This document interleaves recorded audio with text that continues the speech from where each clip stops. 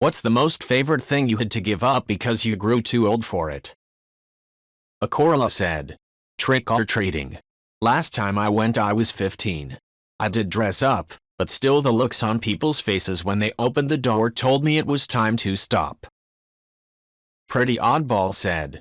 As a non-American who always romanticized about Halloween, dress up and trick-or-treating, me and my sis always wanted to one day do it, but now we are 25 and 26 respectively and it saddens me that we missed a shot. H0LITHR0 Huawei Batman said. Man, I tried the same thing at that age. I felt like I never got a real trick-or-treating experience because when I was little, my mom would just load me up in the car and take me to a few of my relatives' houses. We didn't walk from house to house, and I never got to go unsupervised or with other kids. And she made me wear my coat over my costume. By the time I was old enough to be allowed to go out unsupervised, I begged a couple of friends to go with me and they just complained the whole time that it sucked and was gay, their word choice, not mine. What a letdown. Savannah Lion said. I had a similar experience. Never actually went on a real trick-or-treat. Never even went to relatives for it. The closest was my parents would take me to Thousand Trails and the kids would go around the main area. When I was about 15 or so, I was dating someone when I told them I never went. That person immediately went to all her friends, got everything together, and took me out. It was a weird date. Nemo Now and Always said. As a teacher, I don't know how people can survive without more than an occasional week-long vacation. Correct me if I'm mistaken, but isn't your whole life basically just working?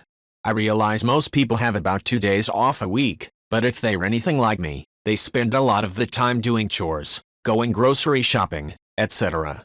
Especially if you aren't in love with your job, which sadly most people aren't. When do you have time to enjoy life?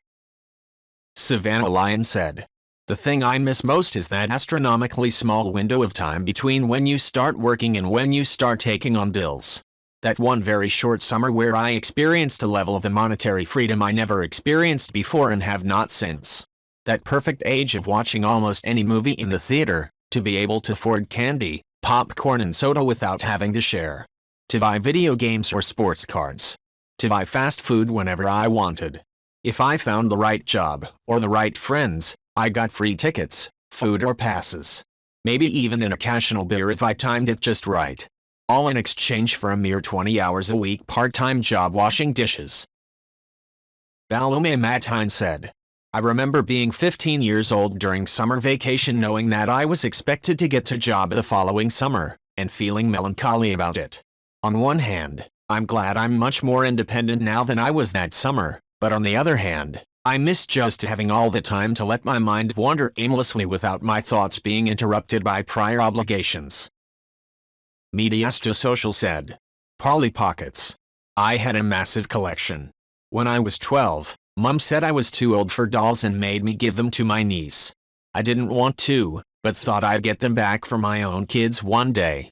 When my niece was told to pass them on to another one of my nieces, she did, but not before destroying the lot. I know they're just dolls, but I was devastated.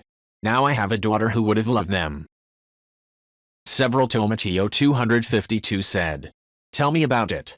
All my dolls, 120 plus, were given away without my permission or knowledge, and my Bratz DVD game collection. I've been seriously considering buying a PS2 just so I can play Bratz Rock Angels and Forever Demons again. I think I'll get it for myself for Christmas. It's funny you mention Polly Pocket because a wave of nostalgia hit last night and I went searching for the old everythinggirl.com games. The good news is that Polly Pocket still has a working website. The bad news is that it's been modernized so all of the characters are either totally unrecognizable or different altogether. Very sad stuff, TBH. Sweet Venom said. That's so true. My boyfriend had to give all his toys away to younger relatives back home, Chile, only to find out when he got older that the toys never went to his cousins or anything. The parents just pawned it for cash. I still have toys, the ones that meant the most to me, and he gets upset when he remembers he has nothing from his childhood. I love my old toys because they're my memories of a simpler time. Scurvybot said.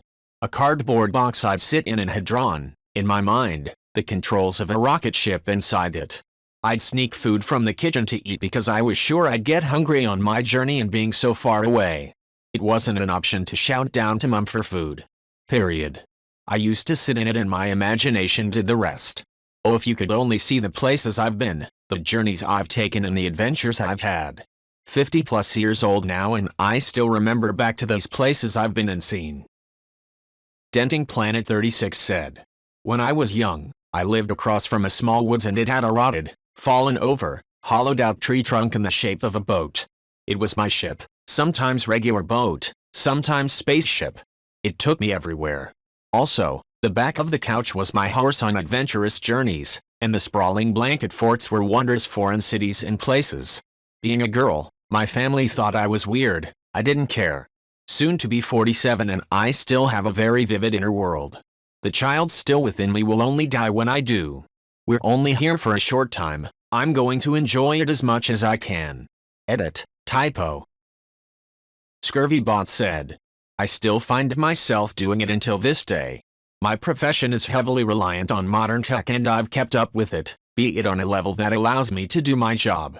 But many times I've been in meetings etc. and visualized in my mind the topic that may be an issue, or a challenge.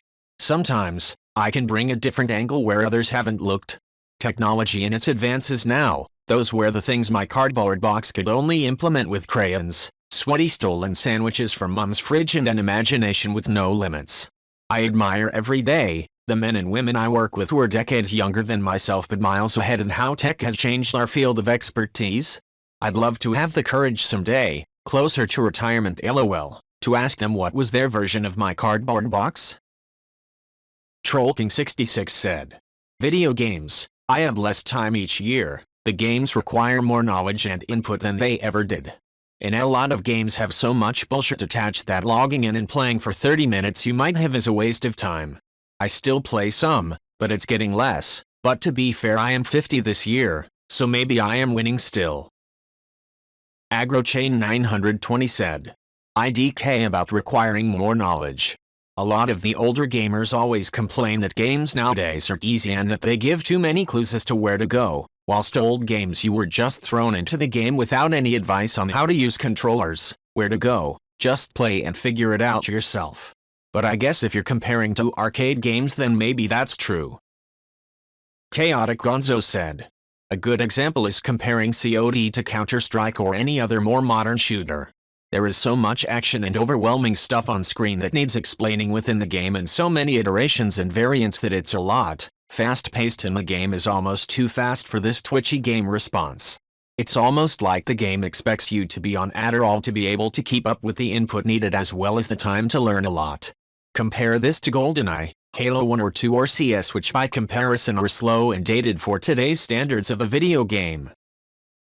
A Bear in the Red Viper said, I bought NBA 2K21 the other day, revisiting the franchise after a few years off it, but I've got a patchy internet connection that drops in and out a few times per hour but comes right back instantly.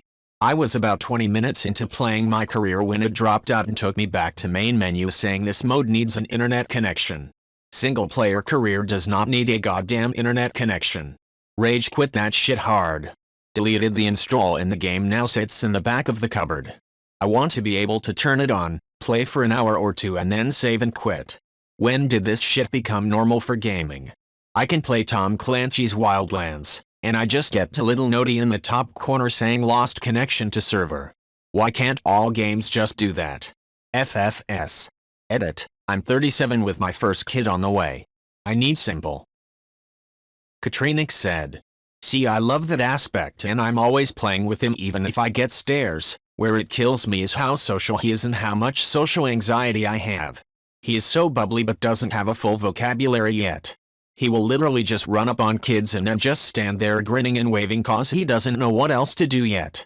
Sometimes he yells hi, sometimes he just stares at them, and either way I usually have to talk to their parents. He kept doing that to one of the other moms the other day and offering her sticks. And he made a shy older kid cry by being so aggressively friendly. He's only 2, I'm not ready for this LOL. Gemdimus said, like most things on this thread, it's not necessarily about being forced to give something up, but more just societal expectations. It's unusual for an adult to enjoy swinging on a swing set and would get weird looks or protests from parents at a park. If I had my own swing in my own yard still I would care less what people think, but I live in an apartment now so it's not like I have anywhere private to swing anymore. Gemdimus said. Kinda, I definitely hung on to the swinging thing for much longer than any of my friends. It was my time to decompress and I missed it more than others did. But I've been a very odd person in more ways than just that, so for the most part I've come to terms with being different. Being judged never feels good, but I like myself and my hobbies enough to say I don't care. The main problem is the lack of privacy. I wouldn't swing in a public park not because I'm afraid of judgment, but more because I know it would stir up trouble by taking away a swing from a kid who wants to use it or something, or making kids uncomfortable that an adult is there for some reason. Lukukfady said. Kind of answers your question. I love Lego, and of course any adult can play with them, but I live in Florida. A few years ago Legoland opened up, not that close to me but certainly a half-day drive. I was initially so excited, but then I realized I can't go.